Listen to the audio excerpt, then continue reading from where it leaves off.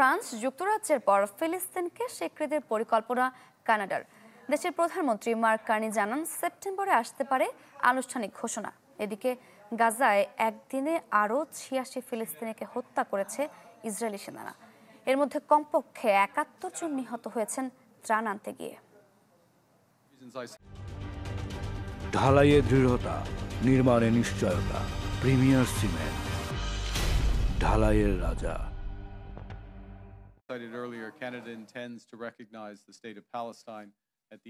France যুক্তরাজ্যের পর ফিলিস্তিনকে স্বীকৃতির পরিকল্পনায় যুক্ত হল কানাডা।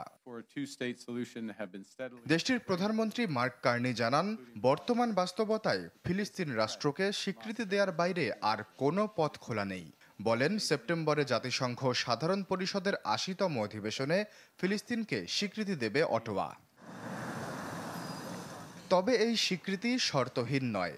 কানাডা বলছে, স্বীকৃতির বিষয়টি নির্ভর করছে ফিলিস্তিন কর্তৃপক্ষ ও প্রেসিডেন্ট মাহমুদ আব্বাসের সংস্কার প্রতিশ্রুতির ওপর। ২০২৬ সালের মধ্যে সাধারণ নির্বাচন আয়োজনের শর্ত কার্নির হুঁশিয়ারি দেন, ফিলিস্তিন রাষ্ট্র কিংবা নির্বাচনে স্থান দেয়া যাবে না হামাসকে।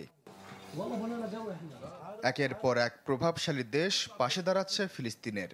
তাই প্রশ্ন উঠতে পারে, কতটা গুরুত্বপূর্ণ হঠাৎ এই স্বীকৃতির উপলব্ধি। আন্তর্জাতিক পরিসরে কূটনৈতিক মিশন, ক্রীড়া দলে অংশগ্রহণ, এমনকি অলিম্পিকেও দল পাঠায় ফিলিস্তিন। তবে তাদের নেই আন্তর্জাতিকভাবে নির্ধারিত সীমান্ত, নেই পূর্ণ নিয়ন্ত্রণ, নেই নিজস্ব সেনাবাহিনী।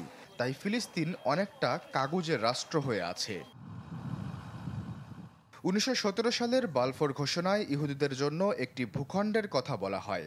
একই সাথে ফিলিস্তিনের মুসলমানদের রক্ষার নির্দেশনাও ছিল সনদে। কিন্তু ইতিহাস বলছে, সেই প্রতিশ্রুতি ছিল অপূর্ণ। আজও ফিলিস্তিনের রাষ্ট্র গঠনের পথ রয়ে গেছে অসমাপ্ত। বেআইনি হলেও দখলের জাল বিছিয়ে চলেছে জায়নবাদীরা। ১৯৬৭ সালের আগে যে সীমান্ত ছিল, তার উপর ভিত্তি করে ফিলিস্তিন গঠনের দাবি প্রায় অসম্ভব। এমন পরিস্থিতিতে স্বীকৃতি যতটা বাস্তব নয়, তার চেয়ে অনেক বেশি প্রতীকী। তবে সেই প্রতীকেই লুকিয়ে আছে আন্তর্জাতিক রাজনীতির মোড় ঘুরিয়ে দেওয়ার শক্তি। এখন পর্যন্ত জাতিসংঘের ১৯৩ সদস্যের দেশের মধ্যে ১৪৭টি ফিলিস্তিনকে স্বীকৃতি দিয়েছে রাষ্ট্র হিসেবে। জাতিসংঘে তাদের রয়েছে পার্মানেন্ট অবজারভার স্টেট মর্যাদা, অর্থাৎ ভোটাধিকার না থাকলেও অধিকার আছে বিভিন্ন কার্যক্রমে অংশগ্রহণের। যদি ফ্রান্স এবং যুক্তরাজ্য ঘোষণা বাস্তবায়ন করে, তাহলে জাতিসংঘের নিরাপত্তা পরিষদের ৫টি স্থায়ী সদস্যের মধ্যে ৪টি থাকবে ফিলিস্তিনের পক্ষে। ইসরায়েলের একমাত্র মিত্র হিসেবে যুক্তরাষ্ট্র রয়ে যাবে একা। আশ্বাস চৌধুরী, চ্যানেল 24।